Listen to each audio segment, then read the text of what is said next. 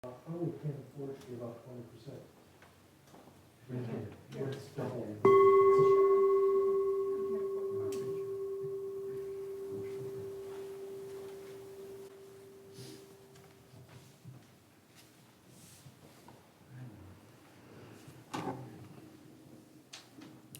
As we create and share sacred space together, let us reflect upon what brings us here. We have all come here for different reasons, from different decisions, faced different challenges, and shared different love. And yet, all of our differences have led us to this space, right here, right now. Some believe we are here for a greater purpose. Others hold fast to a claim of complete coincidence. Others still lie somewhere in between. There are so many differences and barriers between each individual. It would seem at times as though the odds were stacked against us becoming one whole, as we believe different things, live and experience different things, and value and hate different things. We are all the children of God, the children of the earth, or fully grown adults here as a piece of the ongoing cycles of the universe, the children of the stars. We all have different definitions and explanations to who or what and why we are. Perhaps all are right. Our revelation is not sealed. Despite all that is different, there is one thing that is certain, certainly the same. Somehow, we're all here, right now. We are growing and changing and discovering, all here, all together, sharing the same sacred space we have shared for years, throughout generations, constantly evolving, constantly changing. Let us continue. Let us change and fight together. Let us adapt together. Let us grow together. Let us worship together.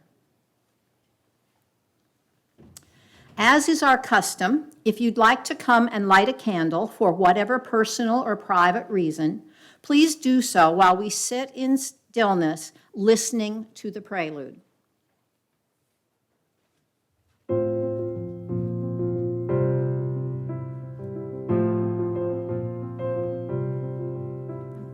May nothing evil cross this door, and may your fortune never pry about these windows. May the roar and rain go by.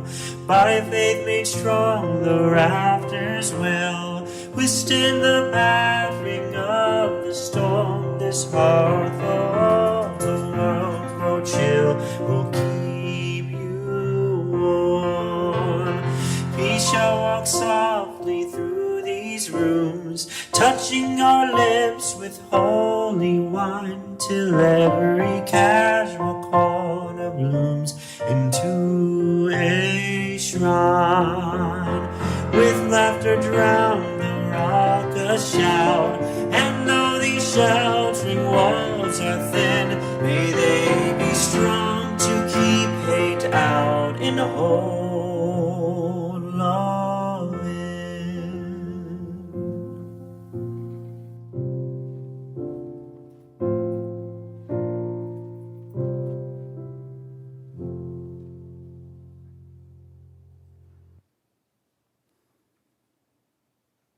Please stand in body or spirit as our chalice lighting and spoken affirmation.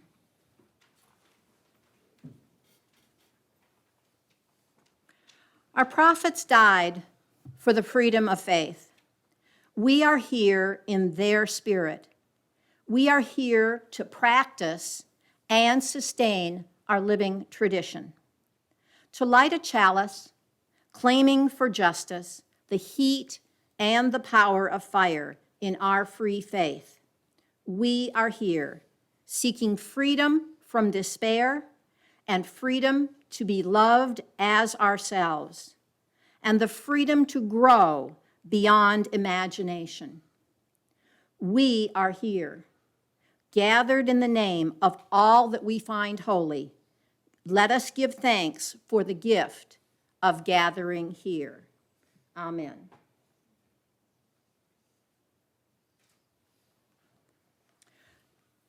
Join me as together we remind ourselves of the affirmation that is the cornerstone of our free faith tradition. The words, should you need them, are in the morning program. Love is the spirit of this church, and service is its law. This is our great covenant, to dwell together in peace, to seek the truth in freedom, and to help one another. You may be seated.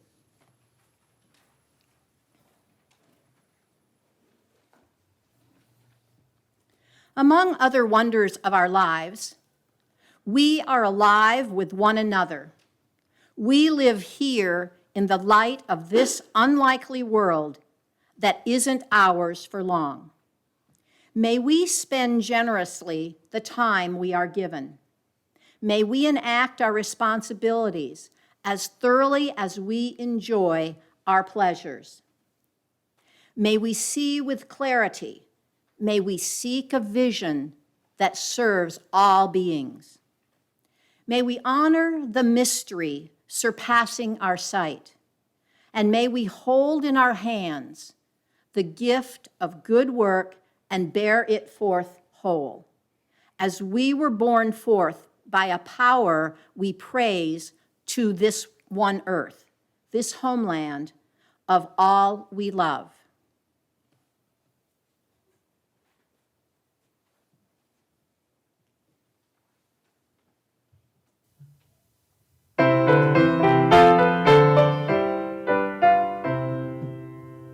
Lo, the earth awakes again, alleluia, from the winter's bond and pain, alleluia. Bring relief and flower and spring, alleluia, to adorn this happy day. Alleluia. Once again the world comes true. Alleluia. All the earth shall be made new. Alleluia. Now the dark cold days are o'er. Alleluia. Spring and gladness are before. Alleluia. Change then mourning into praise. Alleluia. And for dirges anthems raise. Alleluia. Our spirits soar and sing. Alleluia. Our hearts leap with the spring. Alleluia.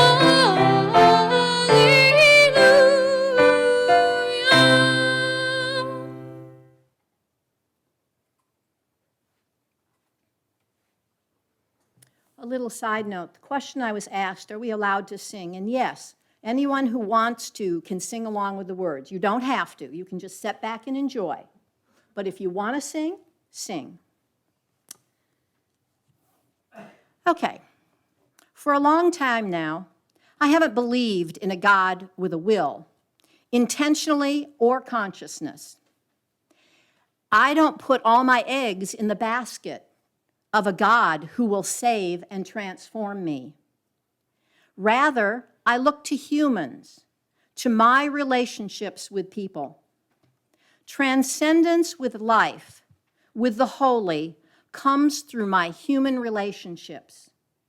And yes, I get that humans will let me down and hurt me as well.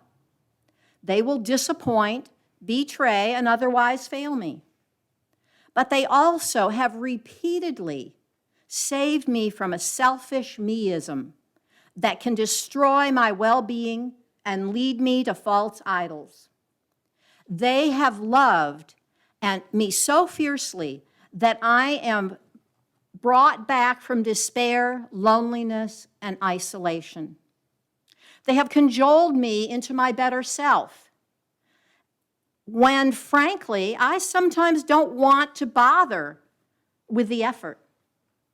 They have challenged me to aspire to possibilities that I fear are unobtainable because they see something in me that I far too often can't see in myself. They are human. They are the 4 F's: flawed, fragile, effed up, and most importantly, fabulous. This understanding is the humanism that has transcended the intellect, buried itself inside me, and inspires and heals me daily. My humanism, non-theism, is rooted in right behavior, not creeds. Science tells us that, surprisingly, our behavior influences our reason, not the other way around. So if our intellectualism doesn't influence our living and loving, our good, with or without God, what use is it? For our practices this morning, please become comfortable, and let us do the unthinkable thing. We'll sit and breathe together. On the edge of our seats, in a world that pollinates and reproduces, shape-shifting and breaking into bloom, let us sit and breathe together as one breath. Sit still just long enough for each of our dreams to rise and silently hover above us. Dreams mingling like old transcendent friends, floating finally free and light. Each of our dreams stripping away fear like unnecessary winter layers that obey gravity in all the way to the ground, far too heavy for the likes of us. We, the living on Easter Sunday. Please join me in a minute of silence.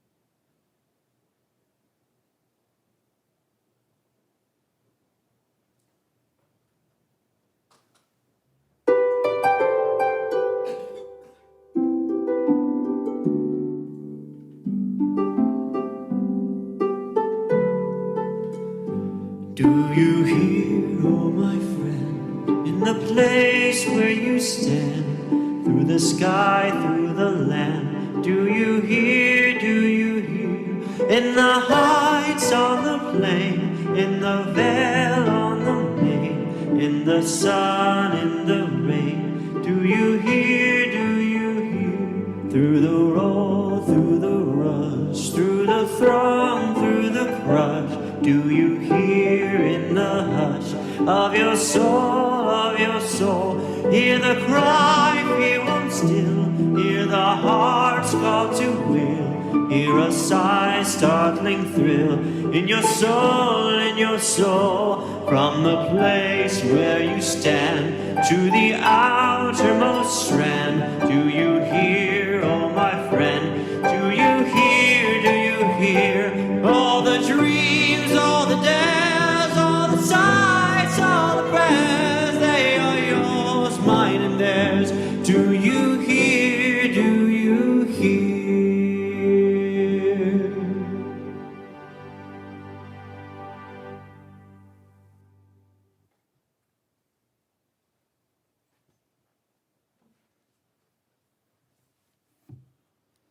We live on a fragile, excuse me, we live on a fragile island of life in a universe of possibilities. For many millennia, humans have been on a journey to find answers. Answers to questions about naturalism and transcendence, about who we are and why we are, and of course, who else might be out there. Is it really just us? Are we alone in this vast universe of energy and matter and chemistry and physics? Well, if we are, it's an awful waste of space. But what if we're not? What if out there others are asking and answering similar questions? What if they look up at the night sky, at the same stars, but from the opposite side? Would the discovery of an older cultural civilization out there inspire us to find ways to survive our increasingly uncertain technological adolescence?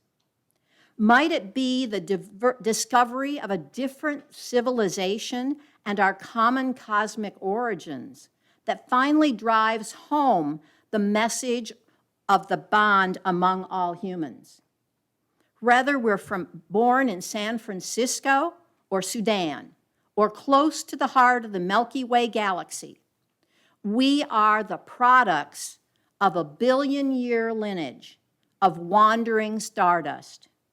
We, all of us, are what happens when a primordial mixture of hydrogen and helium evolves for so long that it begins to ask where it came from.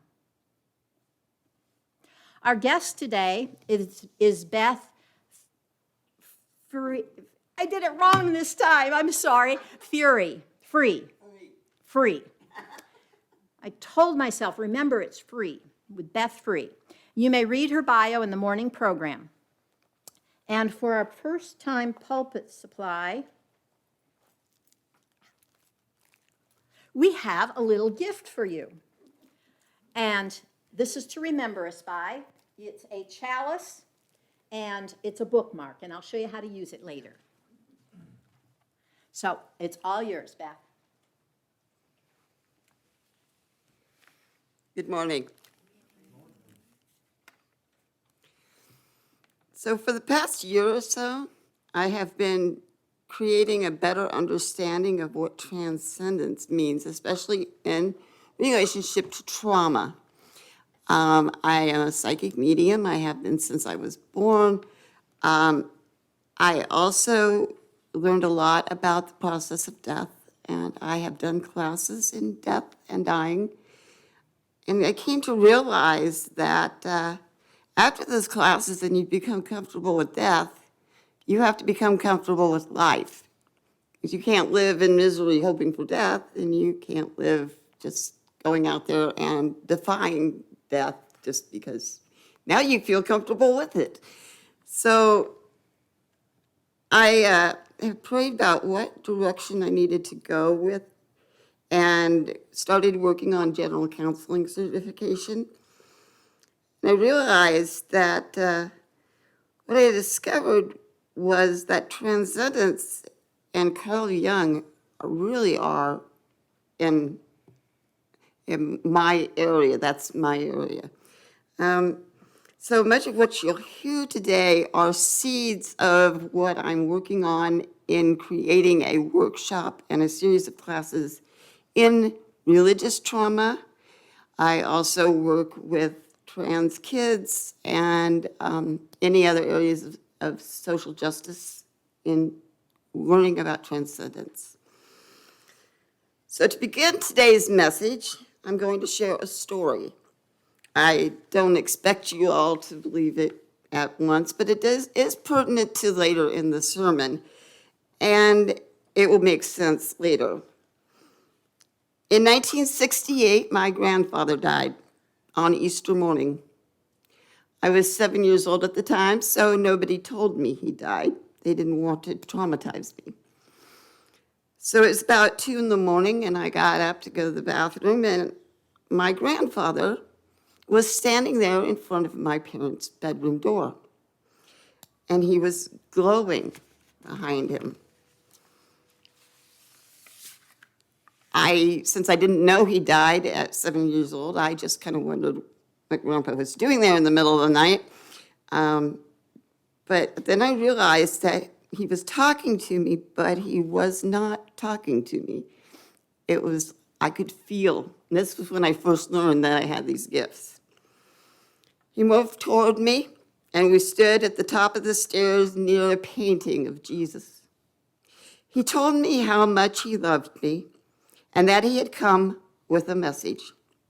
Grandpa told me I had an important mission in life, but I would not understand the assignment until I was a great deal older because it required a lot of wisdom, and I would need to go through many difficult things before I reached that point. These all were lessons necessary for growth and that I would understand later. He also told me that one day I would be known all over the world. He then pointed to the painting of Jesus hanging on the wall and told me to follow his example.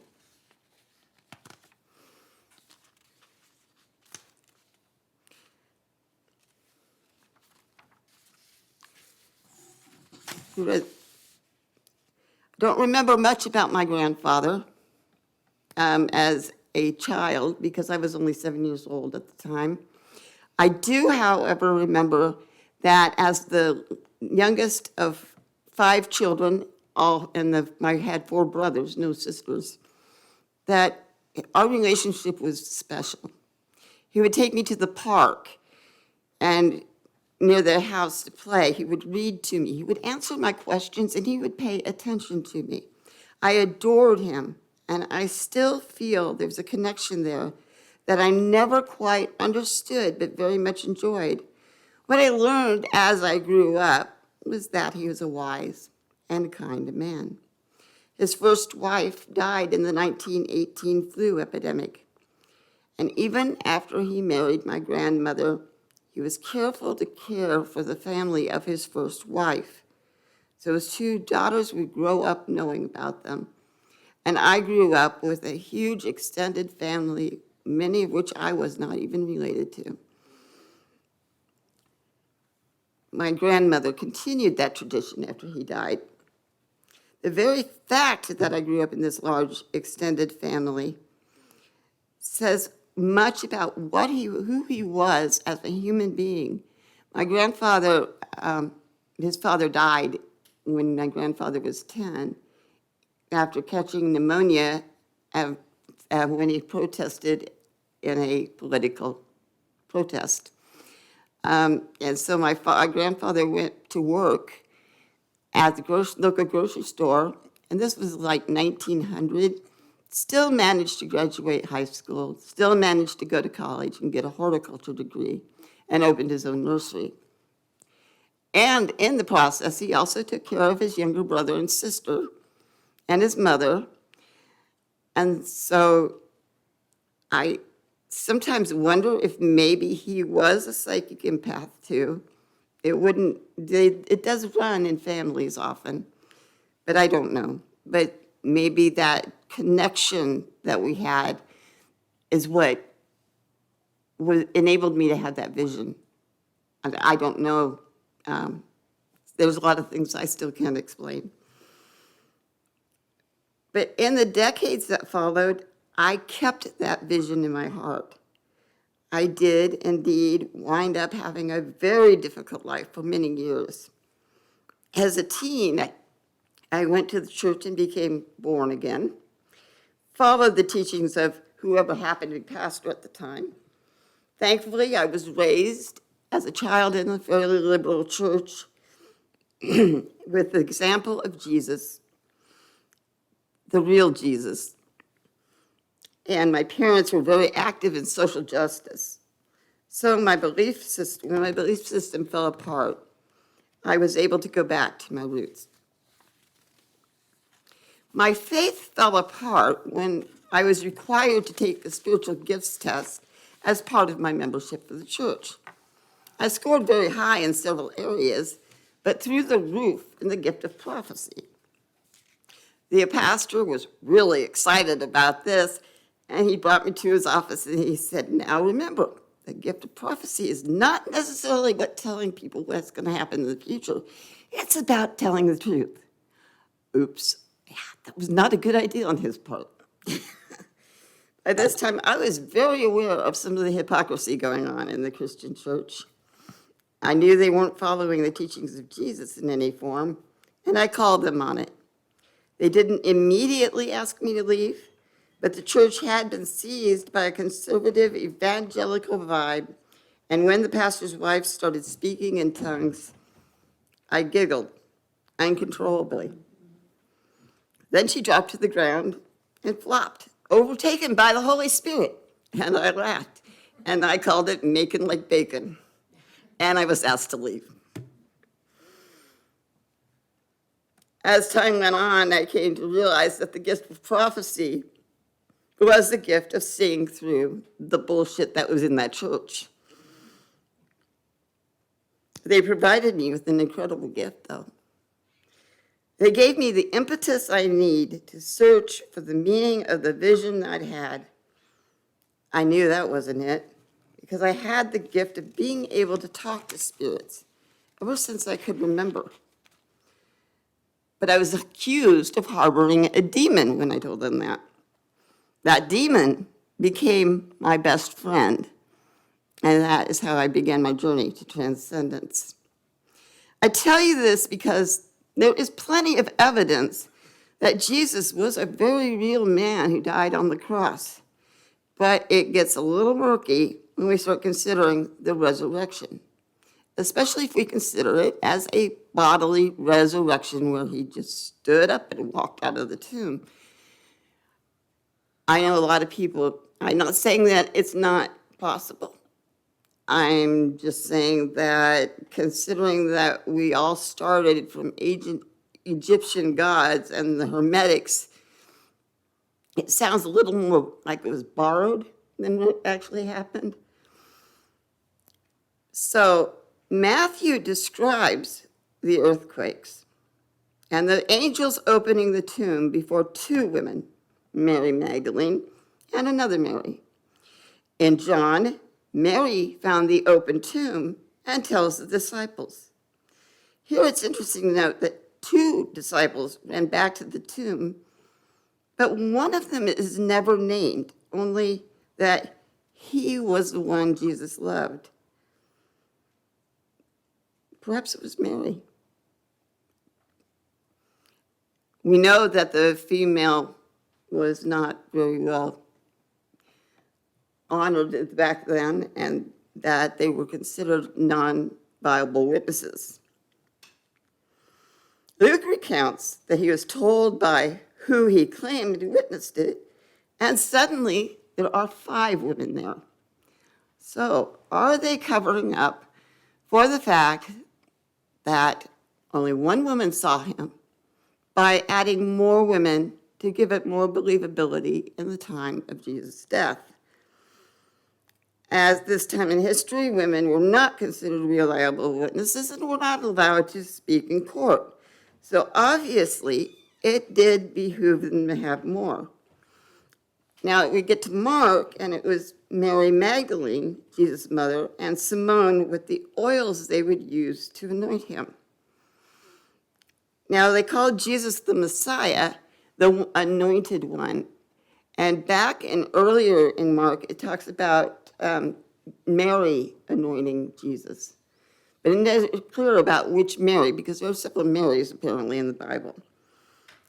So was it Mary who anointed Jesus? And did she represent the divine feminine? In the end, she's the only witness that's consistently there throughout the whole thing. So what if Mary was the only witness to the event, but it was a vision, much like I had when I was 7 years old? Because it does talk about a bright light standing behind him as talking. I've done numerous readings for people who describe very similar experiences after the death of someone they deeply love. A deep connection to another person makes these visits much more likely. She was a woman. There's enough evidence out there to indicate that she and Jesus could possibly have been more than just friends, and may very well have been married.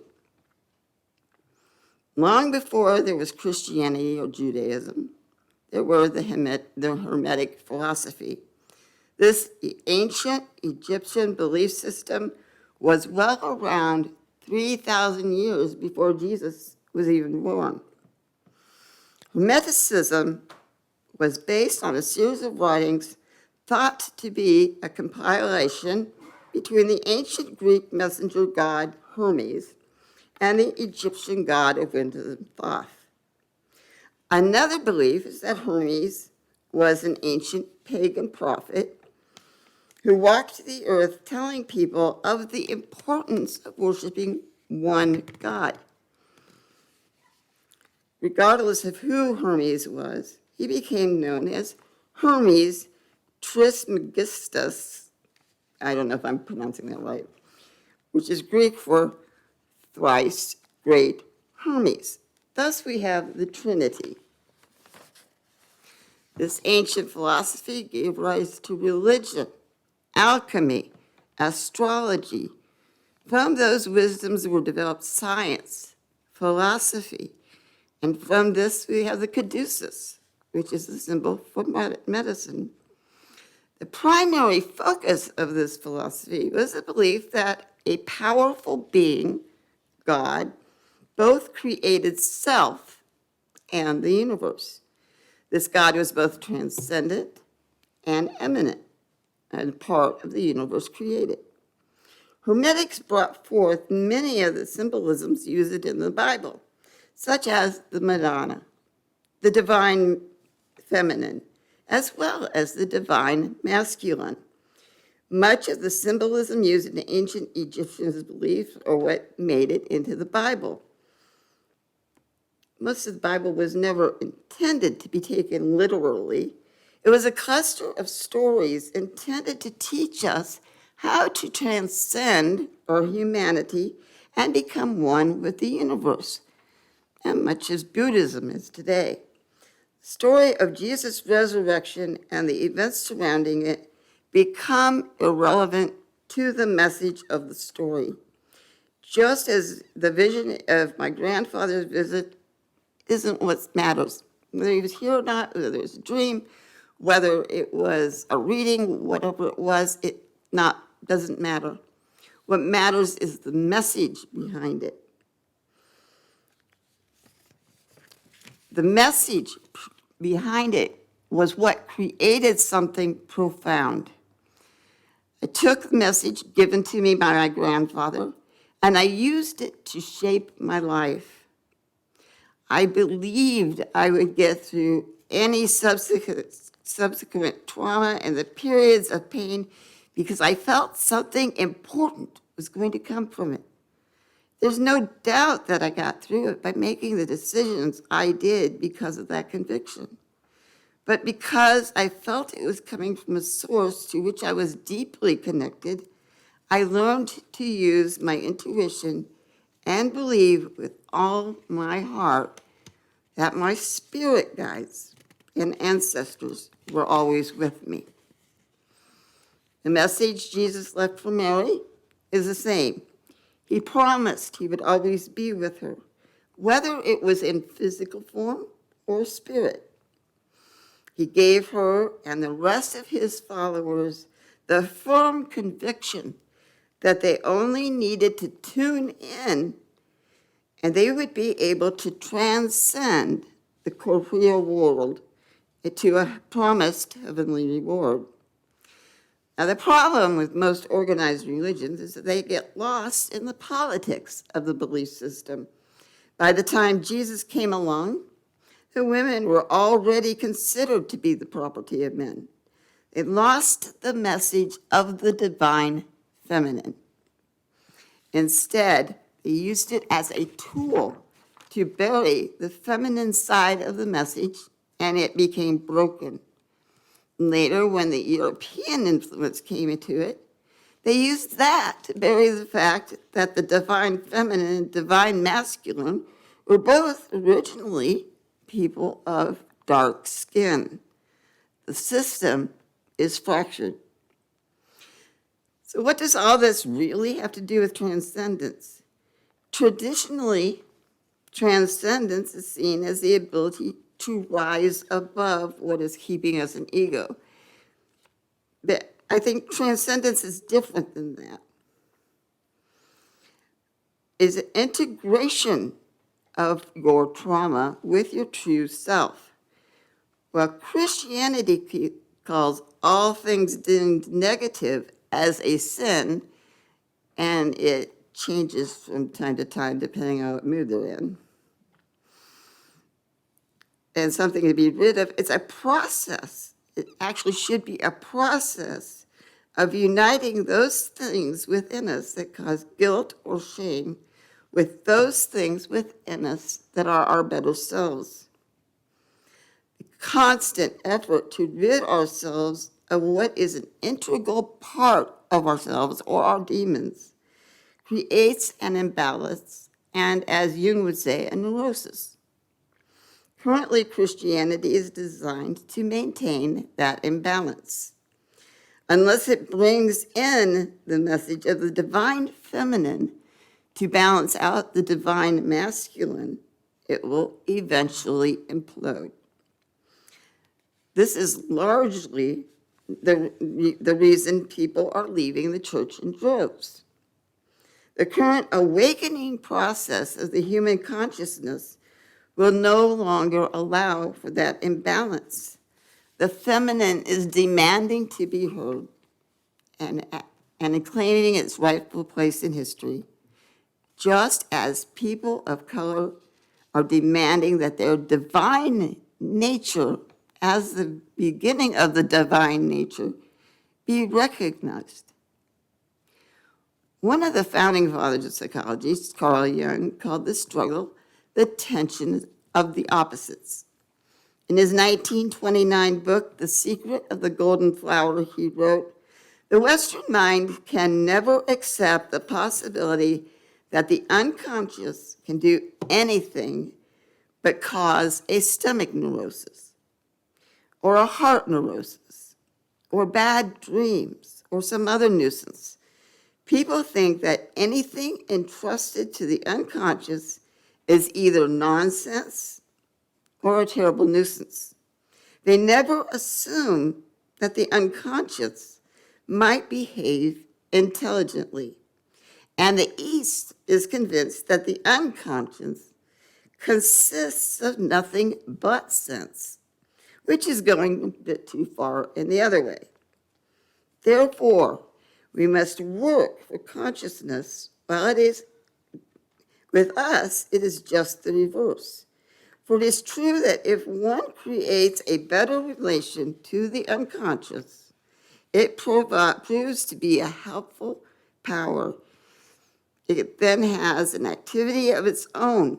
It produces helpful dreams, and at times it produces little miracles.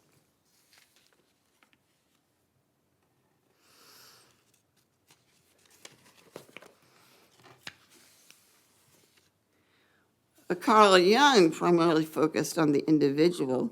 He also recognized what we are starting to learn in areas of quantum physics.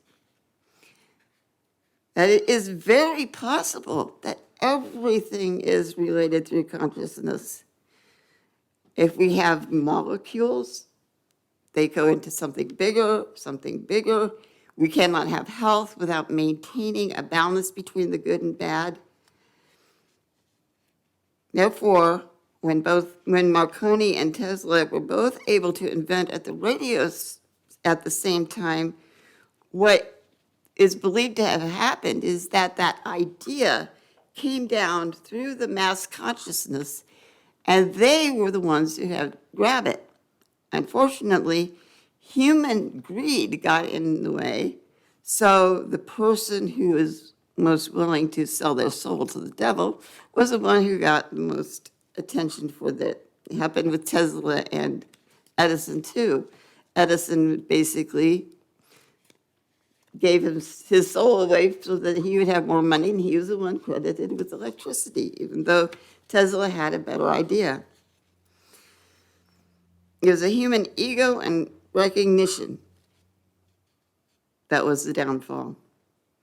What Jung pointed out, and is largely thought today, is that our ability to hold the tension of the opposites and integrate both sides of our being not only creates transcendence within, it can also affect the ability of humanity to integrate and hold the tensions. At one point, Jung stated that our ability to keep ourselves out of a nuclear war depended on how many people were able to hold those tensions. That doesn't mean that there aren't wars. That doesn't mean that what would be considered the negative, the things that we believe are wrong, are our shadow selves, is the shadow of humanity. And we must somehow integrate that shadow of humanity into the good of humanity. And what we're seeing today happening is that everything is divided. All this division is the shadow self trying to stay relevant as the better part of us tries to integrate that shadow. There's no doubt that we're moving into a new energy, and what once served us will no longer do so. We have to deal with the shadow self. The wars, hatred, racism, homophobia, and all connected to the lack of balance or ability to transcend our shadows and integrate it with light. One of the quotes most used in hermetics that's still used today, as above, so below. It could also be as within, so without. So perhaps it's significant that today we are celebrating Ramadan, Easter, and Passover. Is this one universal way to create a unity that can be seen around the world so that we can work toward creating more unity together? So can we, as individuals, transcend our own personal and generational trauma to save the world from destruction? I think we can. When we look at the war between Ukraine and Russia, what's happening is that Russia obviously is invested in war. Well, I see the leader of Ukraine reaching some of that tension of the opposites. Definitely he has some strong feelings, and that comes out, but he's leading the country with the non-anxious presence that the UUs use in leadership. He's holding that tension of the opposites with his group so that they can deal with the shadow self, which is Russia. Russia is going to have to be dealt with one way or the other so that Ukraine can integrate and become their own country. So as for Grandpa's prediction of fame, well, we've got the internet now. You got friends all over the world, different cultures, different languages, and at least once a week, I have some Army officer who grew us up in Texas and is stationed in some place in the Middle East, who is always widowed, has 3 children, wants a wife, and tells me I'm beautiful. Thank you.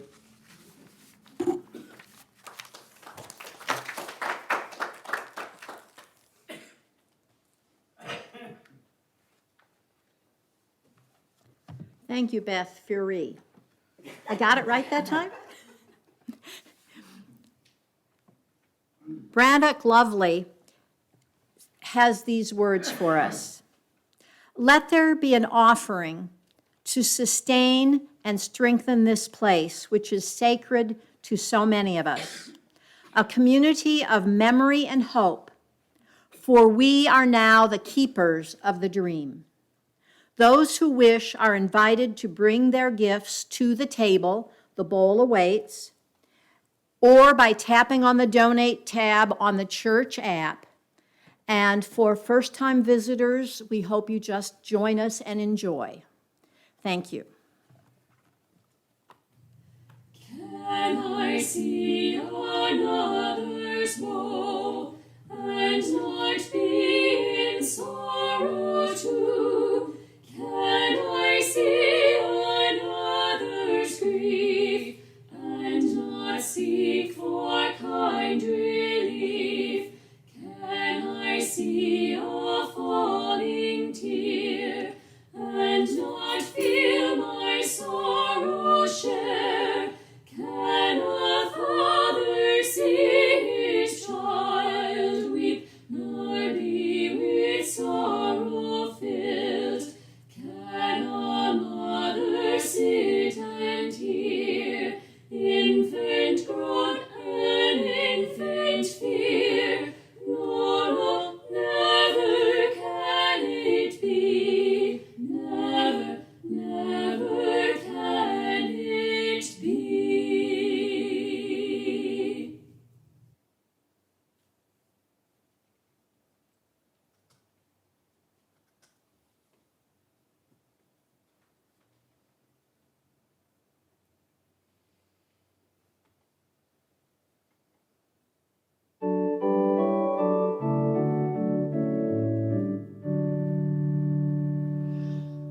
Touch the earth, reach the sky, walk on shores while spirits fly. Over the ocean, over the land, our faith a quest to understand. Touch the earth, reach the sky, children ask the reasons why. In our lives the answers show, and by our love they learn and grow. Touch the earth, reach the sky, all are born and all shall die. Lies the time left in between, to follow a star, to build a dream.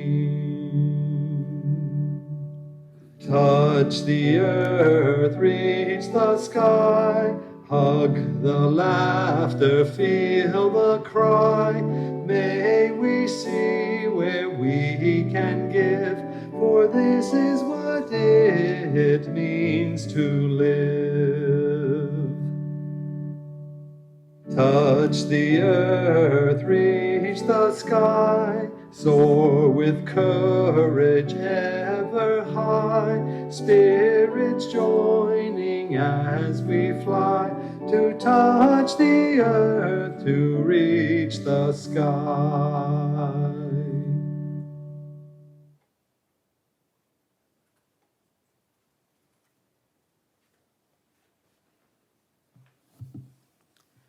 I invite you to stand in body or spirit for the benediction and extinguishing the chalice.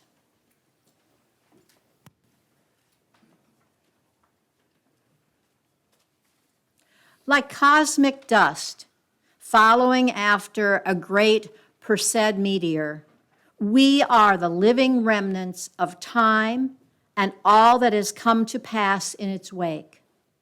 Briefly, shining lights on the way to eternity. We are only visible to the naked eye for an instant. Take this moment to shine like the stardust you are. May the light of our time shine on earth shine to bless the world and each other. Shine, shine, shine. Please join me in saying the words to extinguish our chalice. The words, should you need them, are in the morning program. We extinguish this flame, but not the light of truth, the warmth of community, or the fire of commitment. These we carry in our hearts until we are together again. Go in peace, be peace.